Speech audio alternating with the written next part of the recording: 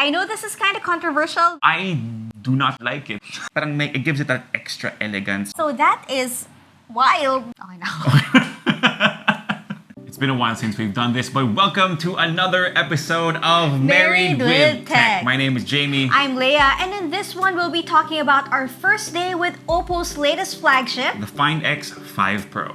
Let's start off by managing expectations. Wala pa sa amin yung presyo ng Find X5 Pro and pati yung availability hindi namin alam. So make sure you sub to the channel and follow us on Facebook for more details about this phone.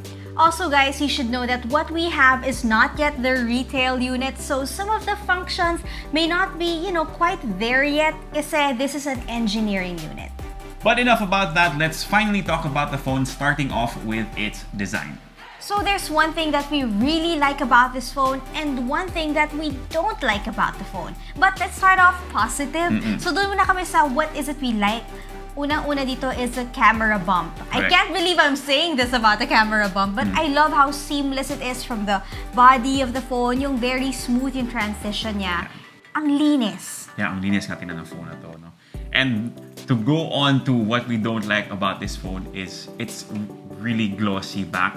Now, I don't like it for a specific reason because as a content creator, ang hirap talaga to get nice clean B-roll of a super glossy glass back kasi you're dealing with a lot of reflections, so minsan mag-out of focus yung camera mo. But like to go to the side na hindi ka content creator, it also makes the phone super like super fingerprint magnet. Like you don't have no idea kung ilang beses namin to pinunasan today, and we've only been filming for like 30, 15 minutes, something like that. Yun, may handy dandy microfiber cloth. Pero so yun, I mean, but in terms, other than that, may nagustuhan ka about the phone, about how its ergonomics? The ergonomics, I like it because it's kind of slim. So I have small hands. It's easy to grip. And I know this is kind of controversial because people generally don't like yung medyo, what do you call this? Medyo curved. Medyo curved. But this one, as you mentioned, it's not overly curved. So, sakto lang. And to be honest, kasi in terms of when you're looking at the display, personally, I like it na medyo curved siya kasi elegant yung dating sa akin. Yun lang, you have to be super careful. Don't ding it, don't drop it. And again, aside from that super glossy finish, it's made of ceramic, so it should be a lot sturdier, or at least that's what people are saying. I'm just gonna trust them because we don't do drop tests on this channel. Pero again, it just adds to that, it gives it that extra elegance just knowing it's made out of ceramic. What do you think of the color? I do not like it. That was straight? Okay, sige. Straightforward. But this is the case that comes with the OPPO Find X5 Pro. It's nice and matte. It's not your typical jelly case. So with this, it's a little bit better. I mean, it's parang matte finish naman siya. So if the phone was this finish, I would give it 5 out of 5. But yeah. I would have loved to see the white one. Yeah. Oh, I know. Okay, so moving on to the display. Actually, even before I knew what the specs were, I already noticed na it's very smooth, diba? When I was playing around with the display. So, hindi surprising, it's an AMOLED 120Hz display. For the rest of its specs, it's at 6.7 inches, QHD plus yung resolution niya, and then it does bring that flagship display experience. All the videos that we've watched on it so far look really good. And now, just a reminder again, we have an engineering unit, so hindi naman na-try yung Netflix. It's not available, but I don't see any reason why this wouldn't be Widevine L1 certified. And again, regarding the display being slightly curved, I don't think you have to worry so much about it kasi hindi naman siya yung exag. No. So regarding yung ghost touches, it's not a problem. Now, syempre, in terms of audio, we're also getting dual speakers on the Find X5 Pro. I watched the latest episode of Spy Family on this device. I thought the opening sequence sounded really awesome. Pero yun nga, when I listened to some K-pop, medyo matinis siya. So I guess that's something that you kind of have to look out for. So ganun ka-powerful nga ba itong newest flagship ni OPPO? Well, it's running on the latest processor. So that's a Snapdragon 8 Gen 1 with 12GB of RAM and 256GB of storage. So if anything sa phone na to, everything that you're expecting from a flagship, they pretty much have it. It has it. Yeah, so again, just to remind you guys, we've only had this for about 2 days. So we're talking about our combined 1-day experience since we only been able to take this out last night and then a little bit today, umulan. So we can't really give you like a full in-depth experience with this device yet, plus engineering unit siya. But so far, my experience with it has been good. I've been trying some Call of Duty mobile with it, and the experience has been super fast. So I'll talk a bit about the camera in relation to the processor. Kasi the Find X5 Pro has a 50 megapixel camera, and pet peeve ko kasi sa ibang smartphones yung ang taas ng megapixel count, but when you take that shot, processing just takes forever. True. So that's not the case with this one. Of course, it also has OPPO's newest NPU, which is the Mari Silicon chip. We'll talk about that more later, but I think that has something to do with it as well. Kaya mabilis. Since this is an OPPO phone, it is running on ColorOS based on Android 12. And the first time that I scrolled through it, I did see like a ton of visual clutter because parang ang dami niyang parang suggested apps na hindi naman siya naka-install. So it doesn't really take, at least I don't think it's taking up a lot of your storage. But sana wala na lang siya. Yeah, the fact that you see the icons there, Oo. na you have to hit install, medyo visually not so pleasing. Oo nga, OPPO, if you're listening, please. Thanks.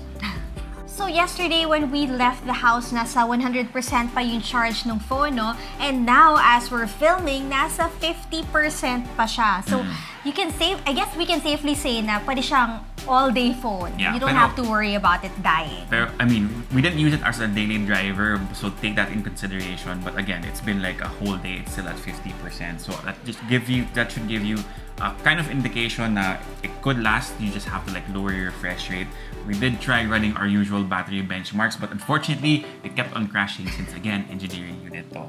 But as far as capacity, it's at 5,000? 5,000 mAh, but instead of one big battery, they split it up into two, kaya mas mabilis siya mag-charge. So, it has an 80-watt Super VOOC charging, so that is wild. It's actually one of my favorite features, lalo na if you're the type who would forget to charge your phone. Actually, aside from that, there's also like 50-watt yung wireless charging, but you have to buy their like proprietary wireless charger. Yeah. I think So wala naman yatang wireless charger at the moment that can do 50 watts. So I get that. And then they're saying that parang advertised na 12 minutes, and while I really haven't timed it, yesterday before we left, it was like at 20%. I took a bath. Take a bath pretty fast. And then puno na yung battery. So I guess there's that. Okay, so now let's finally talk about the cameras. Again, the whole Mari Silicon thing na kind of sounds like lingerie. Mari It Silicon. does! Okay, so let's talk about the experience with the cameras. We took this out late afternoon, and if there's one thing I have to note is that yung post-processing niya, I think it pushes it a bit too far, at least for my taste. You could say that it looks good, pero I would tone it down just a little bit. Having said that though, there are two things I love about the camera. First is the fact that you get a 50 megapixel camera for both the main one and the ultra-wide camera.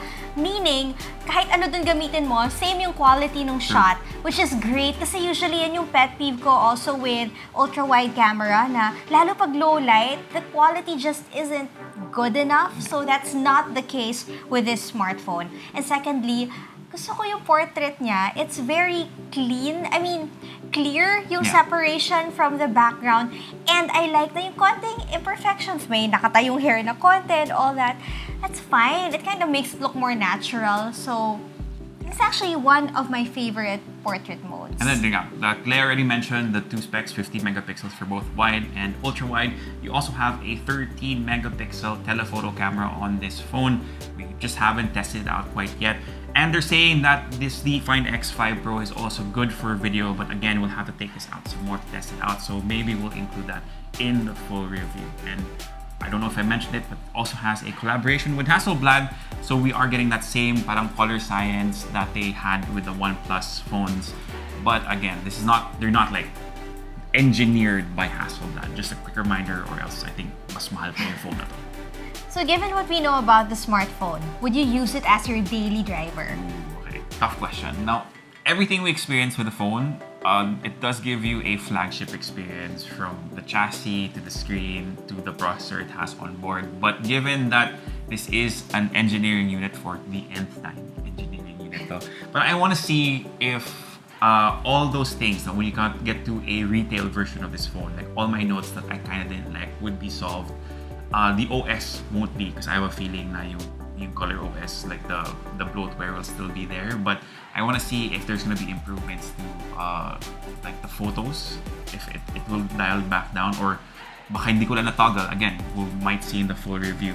But yeah, I think I just want to see a retail unit first, and I want to know the price. That's the thing. But ikaw, anong sa tingin mo? I was about to say, there are two things. First, I want to know the price if it's within my budget. Second is, I want the white version. Aside from that, mas easy to please ako, yes. Alright, there you go. It's been a while, but that's been another episode of Married with Tech. If you like this video, give us a thumbs up, sub to the channel, make sure you hit that notification bell, and if you have any questions, leave them down below and we'll try our best to get to them as soon as we can. For the latest in tech, follow us on Facebook, TikTok, and on Instagram. My name is Leia. I'm Jamie. Peace, God bless, see you guys next time, and of course, stay safe.